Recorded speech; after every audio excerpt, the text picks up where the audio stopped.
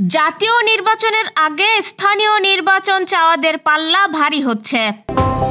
বিরাজমান পরিস্থিতিতে নির্বাচন হলে তা সুষ্ঠু হবে না, জানালেন জামায়াতের আমির। আওয়ামী লীগের বিচারে কোনো হস্তক্ষেপ হলে প্রতিবাদ শুরু হবে, জানালেন সার্জিস।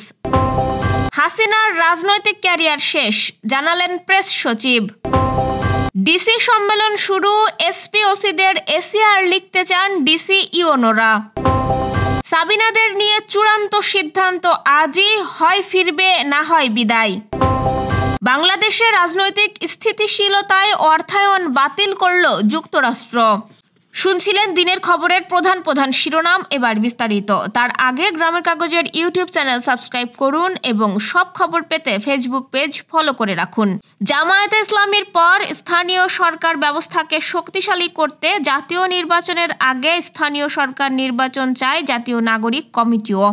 সংগঠনের পক্ষ থেকে বলা হয়েছে, অনেক দলই স্থানীয় সরকার নির্বাচন নিয়ে কথা বলেছে। আমরাও মনে করি লোকাল গভর্নমেন্ট ফাংশনাল করতে হবে। শনিবার ফরেন সার্ভিস একাডেমিতে জাতীয় ঐক্যমত কমিশনের প্রথম বৈঠকে এমন প্রস্তাব দেওয়া হয়েছে। বৈঠক শেষে সন্ধ্যায় সাংবাদিকদের সঙ্গে আলাপকালে বিষয়টি স্পষ্ট করেছেন জাতীয় নাগরিক কমিটির আহ্বায়ক নাসির উদ্দিন পাটোয়ারি। তিনি বলেন, সব দলের অংশগ্রহণে ঐক্যমত্য কমিশনের বৈঠক হয়েছে। প্রধান উপদেষ্টা বলেন, এটা আমাদের দ্বিতীয় ইনিংস, আমরা এই দ্বিতীয় ইনিংসে অংশীজন হয়েছি। তিনি সবাইকে ধৈর্য ধারণ করতে বলেছেন। আমরা বলেছি, একটি টেস্ট ম্যাচের মধ্য দিয়ে অর্থাৎ স্থানীয় সরকার নির্বাচন দিয়ে আমাদের যেতে হবে।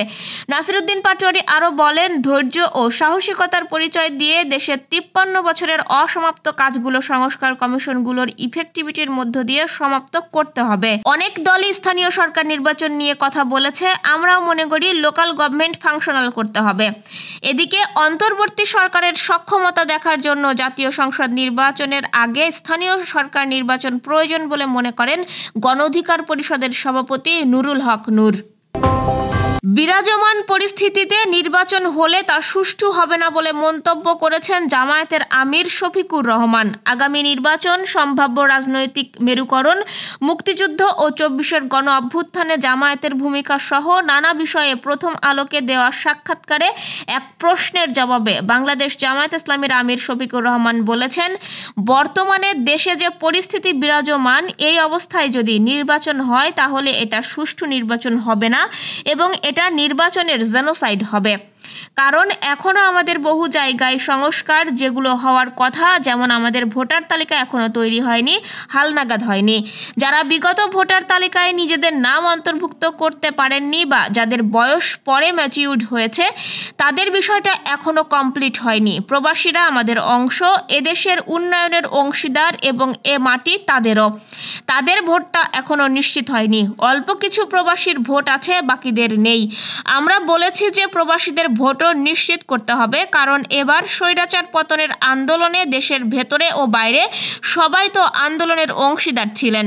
বাইরের তারা ভেতরের চেয়ে কম ঝুঁকি নেননি, অনেকে দেশের জীবনের ঝুঁকি নিয়ে পারফর্ম করেছেন। আওয়ামী লীগ ও তাদের দোসরদের বিচারে কোনো ধরনের হস্তক্ষেপ প্রত্যাশা করি না বলে জানিয়েছেন জাতীয় নাগরিক কমিটির মুখ্য সংগঠক সার্জিস আলম। তিনি হুঁশিয়ারি দিয়ে বলেছেন, যদি কেউ হস্তক্ষেপ করে তাহলে জাতীয় নাগরিক কমিটি বা বৈষম্য বিরোধী আন্দোলনের পক্ষ থেকে ঐক্যবদ্ধভাবে প্রতিবাদ শুরু হবে। শনিবার জাতীয় ঐক্যমত্য কমিশনের প্রথম বৈঠক শেষে ফরেন সার্ভিস একাডেমির সামনে সাংবাদিকদের এসব কথা বলেন তিনি। সার্জিস আলম বলেন, আমাদের দেশে একটা সমস্যা হচ্ছে, নেতারা খুব সহজেই খুনি হাসিনার মতো সেফ এক্সিট পেয়ে যায়। এই অভ্যুত্থানে যারা আন্দোলনে ছিল তাদের কিন্তু এই খুনি হাসিনা ও তার দোসররা ছাড়বে না। তাই আমরা বিচারের ক্ষেত্রে কোনো ধরনের প্রত্যক্ষ বা পরোক্ষ নেগোসিয়েশনের চিহ্ন দেখতে চাই না। তিনি বলেন, যারা খুনি, যারা খুনিদের দোসর, তারা যে মত বা দলেরই হোক না কেন, তাদের বিচার হতে হবে। জাতিসংঘ সম্প্রতি জুলাই গণ অভ্যুত্থানে শিক্ষার্থী ও সাধারণ জনগণের ওপর তৎকালীন আওয়ামী লীগ সরকার ও পতিত স্বৈরাচার শেখ হাসিনার নৃশংসতার চিত্র তুলে ধরেছে। এর ফলে বাংলাদেশের রাজনীতিতে হাসিনার ক্যারিয়ারও শেষ হয়ে গেছে। সম্প্রতি এক ফেসবুক স্ট্যাটাসে এমনটাই জানিয়েছেন প্রধান উপদেষ্টা ডক্টর মোহাম্মদ ইউনূসের প্রেস সচিব শফিকুল আলম। তিনি শনিবার রাতে নিজের ফেসবুক অ্যাকাউন্টে লেখেন, গত আগস্টের শেষ দিকে যখন প্রধান উপদেষ্টা অধ্যাপক মোহাম্মদ ইউনুস সিদ্ধান্ত নেন যে জাতিসংঘের মানবাধিকার সংস্থাকে নিরপেক্ষভাবে জুলাই ও আগস্টের নৃশংসতার তদন্তের জন্য আমন্ত্রণ জানানো হবে, তখন অনেকেই সংশয় প্রকাশ করেছিলেন। কেউ কেউ পুরানো বাংলা প্রবাদ মনে করিয়ে দিয়েছিলেন খাল কেটে কুমির আনার জোগাড় হচ্ছে। কেউ কেউ মনে করতেন জাতিসংঘের এই তদন্ত অপ্রয়োজনীয় হস্তক্ষেপের শামিল হবে এবং হয়তো একটি সমঝোতাপূর্ণ প্রতিবেদন প্রকাশ করবে, যেমনটা কখনো কখনো আফ্রিকা ও মধ্যপ্রাচ্যে দেখা যায়। তবে অধ্যাপক ইউনুস তার সিদ্ধান্তে অবিচল ছিলেন। তিনি হত্যাকাণ্ড ও সহিংসতার নিরপেক্ষ তদন্ত চেয়েছিলেন এবং জানতেন যে শুধুমাত্র জাতিসংঘের মানবাধিকার সংস্থাই এ ধরনের সত্য অনুসন্ধান মিশন পরিচালনা করতে পারে। আসলে বাংলাদেশে সবাই জানতো যে জুলাই আগস্টে কি ঘটেছে, কে হত্যার আদেশ দিয়েছিল, পুলিশের ভূমিকা কি ছিল, নিরাপত্তা বাহিনী ও আওয়ামী লীগ নেতৃত্ব এবং কর্মীদের ভূমিকা কি ছিল, সবই জনসমক্ষে স্পষ্ট ছিল। কিন্তু কেবল দেশীয় বর্ণনার উপর নির্ভর করলে চলতো না। আন্তর্জাতিকভাবে স্বীকৃত ও বিশ্বস্ত একটি সংস্থার তদন্তের প্রয়োজন ছিল, আর যদি সত্য কষ্টদায়কও হয় তবে সেটাই বাস্তবতা। জাতিসংঘকে এই প্রতিবেদনের জন্য ডেকে এনে ডক্টর ইউনুস তার রাজনৈতিক দূরদর্শিতার পরিচয় দিয়েছেন বলে জানান শফিকুল। তাতে হাসিনার রাজনৈতিক ক্যারিয়ারই শেষ হয়ে গেছে। তিনি বলেন, ডক্টর ইউনুসের দূরদর্শিতা এবার বাস্তবে রূপ নিয়েছে। জাতিসংঘের এই তদন্ত প্রতিবেদন শেখ হাসিনার নেতৃত্বের ওপর শেষ পেরেক মেরে দিয়েছে। তার রাজনীতিতে ফিরে আসার যে ক্ষীণ সম্ভাবনা ছিল সেটাও এখন শেষ। পুলিশ সুপার ও থানার ভারপ্রাপ্ত কর্মকর্তাদের ওপর পূর্ণ নিয়ন্ত্রণ চান জেলা প্রশাসকরা। ডিসি সম্মেলন উপলক্ষে অন্তত 2টি জেলার ডিসি এ সংক্রান্ত প্রস্তাব মন্ত্রিপরিষদ বিভাগে পাঠিয়েছেন। বর্তমানে জেলা ও উপজেলা পর্যায়ে ডিসি ও ইউনোরা আইন শৃঙ্খলা সংক্রান্ত কমিটির প্রধান হলেও এসপি ও ওসিদের বার্ষিক গোপনীয় প্রতিবেদন তাদের নিয়ন্ত্রণে নেই। 1977 সালের আগ পর্যন্ত এই ক্ষমতা ডিসিদের হাতে ছিল।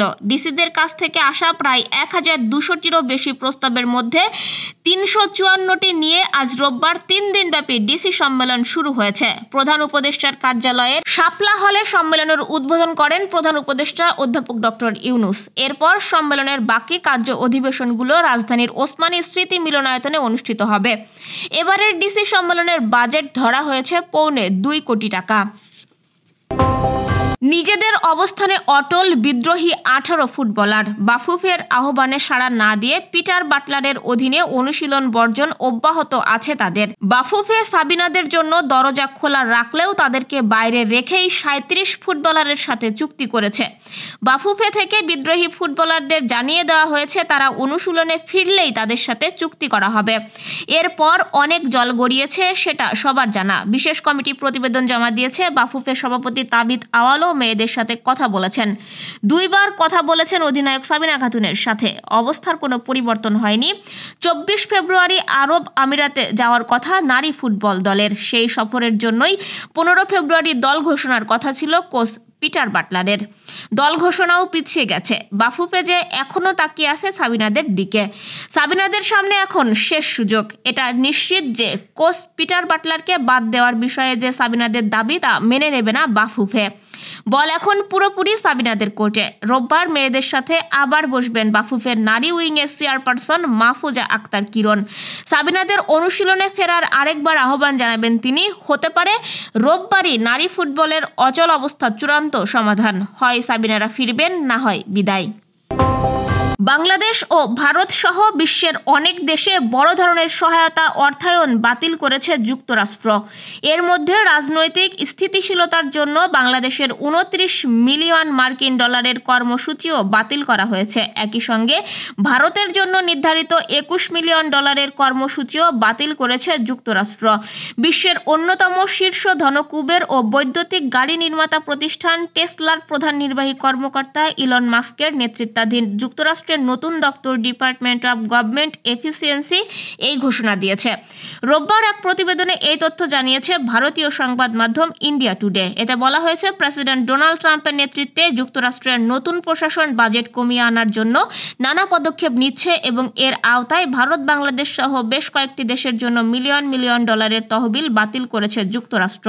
ইলন মাস্কের ডিপার্টমেন্ট অফ গভর্নমেন্ট এফিসিয়েন্সি রোববার বলেছে, ভারতে ভোটারদের উপস্থিতি বাড়ানোর লক্ষ্যে $21 মিলিয়ন একটি প্রোগ্রাম এবং বাংলাদেশের রাজনৈতিক ল্যান্ডস্কেপকে শক্তিশালী করার লক্ষ্যে নির্ধারিত $29 মিলিয়ন কর্মসূচি কমানোর সিদ্ধান্ত নিয়েছে যুক্তরাষ্ট্র। যুক্তরাষ্ট্রের পক্ষ থেকে আন্তর্জাতিক সাহায্য বৃহত্তর কাটছাঁটের অংশ হিসেবে এই সিদ্ধান্ত নেওয়া হয়েছে। যুক্তরাষ্ট্রের এই সিদ্ধান্ত বাংলাদেশের রাজনৈতিক স্থিতিশীলতা ও ভারতে নির্বাচনী প্রক্রিয়ায় উন্নতির লক্ষ্যে নেওয়া মূল উদ্যোগগুলোকে প্রভাবিত করবে। এই ছিল দুপুরের আয়োজন, সাথে থাকার জন্য ধন্যবাদ।